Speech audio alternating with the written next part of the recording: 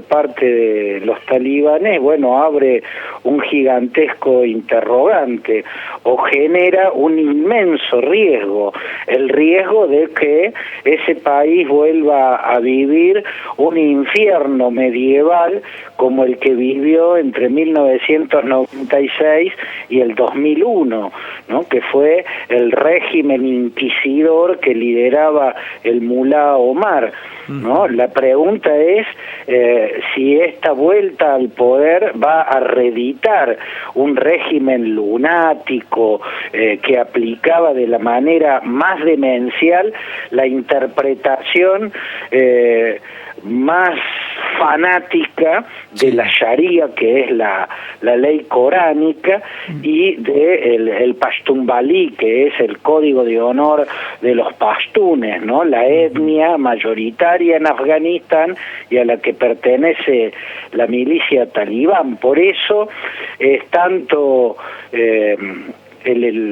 la atención que le está prestando el mundo a Afganistán, porque vuelve al poder un movimiento que cuando gobernó generó una inmensa tragedia. Ahora, Claudio, ¿cómo llegan los talibanes nuevamente al poder? Digo, hubo elecciones, si no nos enteramos, tomaron por la fuerza. Digo, ¿de dónde aparecieron las armas? ¿De dónde apareció todo este caudal militar como para que un presidente se exilie, deje el poder, se vaya del país, para que Estados Unidos esté retirando sus tropas, para que hoy estemos viendo cómo distintos países están preocupados por retirar a sus funcionarios diplomáticos? Digo, ¿cómo se gestó todo esto, Claudio? Bueno, evidentemente con elecciones no. ¿No? Obviamente con elecciones no, porque eso no existe en la mente de los talibanes, por lo menos no existió hasta ahora. El movimiento talibán y sus brazos militares, las milicias, nunca fue derrotado del todo. En el 2001, cuando invade Estados Unidos como respuesta a lo que fue el 11S, el ataque con los aviones que se incrustaron en las Torres Gemelas y en el Pentágono, entra como respuesta porque Osama Bin Laden y el egipcio Ayman al-Zawahiri eran el poder detrás del trono del régimen teocrático que encabezaba el mulá Omar. En ese momento la invasión norteamericana logra derribar al régimen talibán, pero nunca derrotó del todo a las milicias talibanes, ¿no? Siempre se recluyeron en sus bastiones en el sur, en esos territorios pashtunes que se extienden desde el Pastustán pakistaní hasta la provincia de Helmand, dentro de Afganistán. Allí están los bastiones, los feudos, donde los milicianos pashtunes nunca fueron del todo derrotados. Perdieron el 90% del territorio, pero nunca fueron del todo rebotados. Luego comenzaron la contraofensiva, la que llevaron adelante durante estos 20 años, una guerra de baja intensidad, y a lo largo de estos 20 años Estados Unidos intentó generar un Estado afgano que pudiera autosostenerse y que pudiera librar por sí mismo la guerra contra los talibanes. No lo logró. Al cabo de 20 años está claro que todos los gobiernos que protegía la presencia militar norteamericana fueron gobiernos inmensamente corruptos, que se neutralizaban a sí mismos con las pujas internas, las luchas de facciones, más o menos lo mismo que le pasó a los gobiernos que encabezaba Gulbuddin Rabbani tras la retirada soviética, ¿no? Bueno, siempre estaban las luchas de facciones, el ejército tayiko que lideraba Ahmed Massoud, el llamado León de Panjshir, siempre estaba enfrentado con las fuerzas del Jamiat Islami que lideraba Hekmatyar, y esas luchas de facciones iban debilitando a los gobiernos y terminaban derrumbándolos. A aquel gobierno de Gulbuddin Rabbani lo derribaron los talibanes cuando en el 96 terminaron de ganar aquellas guerras intestinas y se hicieron cargo del poder, imponiendo ese emirato delirante y criminal que mantuvieron hasta que llegó y lo sacó del poder la invasión norteamericana. Pero los gobiernos que generaron los norteamericanos padecieron de los mismos males de siempre: la corrupción, la adicción al tráfico del opio y las pujas internas. Entonces fueron gobiernos inútiles que no pudieron defenderse por sí mismos, y yo creo que el mensaje de Biden uno lo podría sintetizar crudamente en lo siguiente. Biden le dijo a los norteamericanos: no vamos porque estamos hartos. ¿No? Yo creo que fue una pésima negociación la que llevó adelante Donald Trump en Qatar. Creo que fue un pésimo acuerdo, una verdadera capitulación de los Estados Unidos, un acuerdo de derrota para los Estados Unidos el que firmó Trump.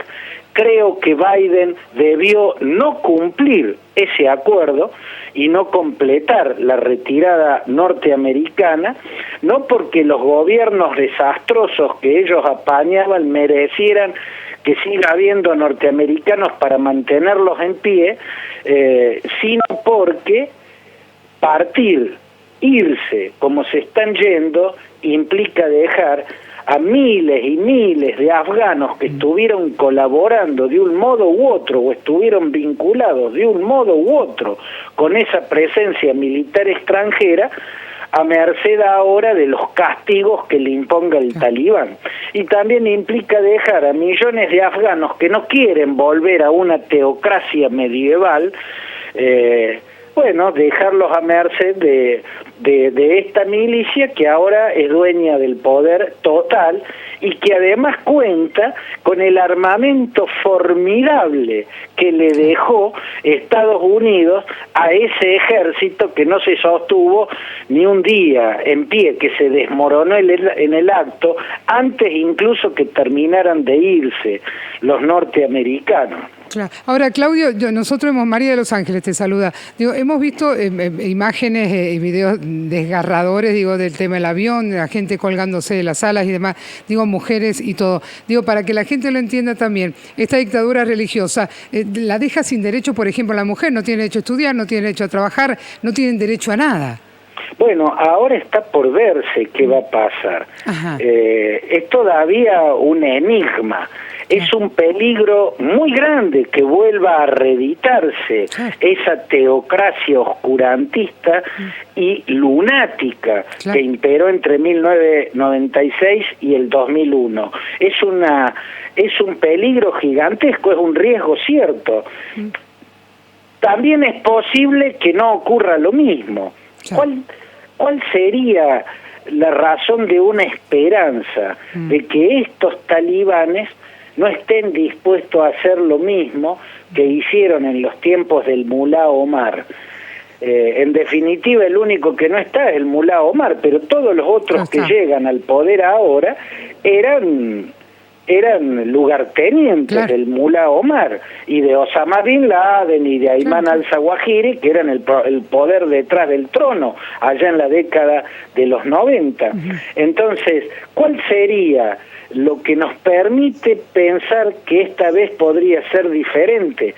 Yo creo, o mi hipótesis sería la siguiente: aquel régimen talibán fue el fruto de una guerra que los talibanes libraron con ayuda extranjera que venía de los pastunes que viven del lado pakistaní de la frontera, y también con la ayuda que conseguían Osama Bin Laden. Osama Bin Laden se había sentado fuertemente en Afganistán porque había sido el tesorero que había puesto la propia Arabia Saudita, aunque el gobierno saudita, la la dinastía Saud lo había echado del país y lo repudiaba, pero entendió que Osama Bin Laden, por ser millonario, por haber estado en el directorio de las empresas de su padre, era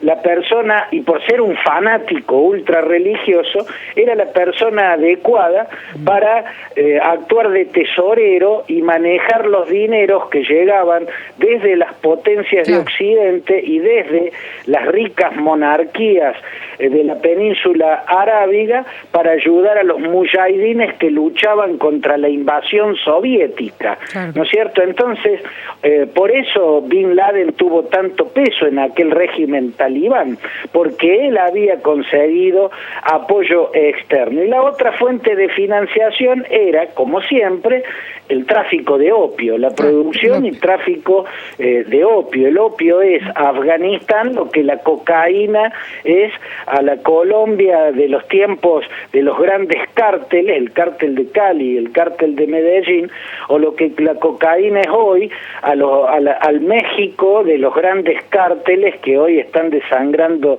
ese país.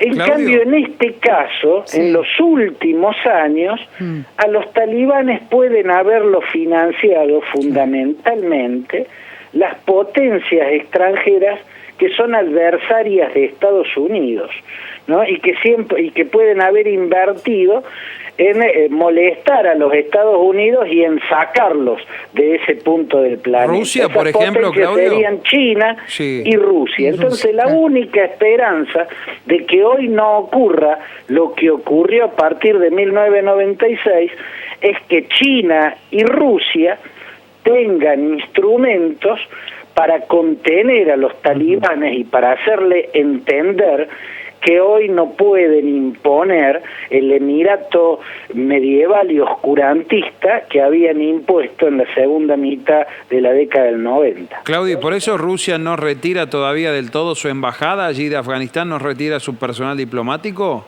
Bueno, el hecho de que no retire su personal diplomático es una señal de que alguna tranquilidad tiene, y si tiene alguna tranquilidad puede venir del hecho de que estuvo colaborando con el movimiento talibán en estos últimos años de su conflicto contra los gobiernos que sostenían los norteamericanos. Te pregunto porque no lo sé, ¿China tiene embajada en Afganistán y de ser así la retiró, no la retiró, tiene funcionarios diplomáticos? No sé tampoco, sí, embajada tiene, pero no tengo la información de si la retiró o no la retiró.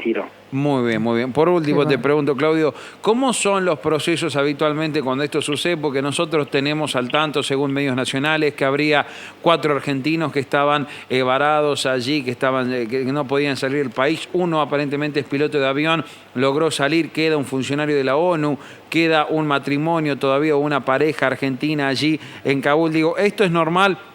Que veamos que las personas quieran irse, que se complique la salida. Digo, ¿qué sucedió antes y qué es lo que crees que puede llegar a pasar con este éxodo masivo que hay de personas en este momento desde Afganistán hacia otros países del mundo? Con respecto a los argentinos, es una pregunta que tendría que responder la Cancillería Argentina. Y supongo que habrá alguna oficina haciéndose cargo del asunto para tratar de ayudar a esa gente o para sacarla de ese país.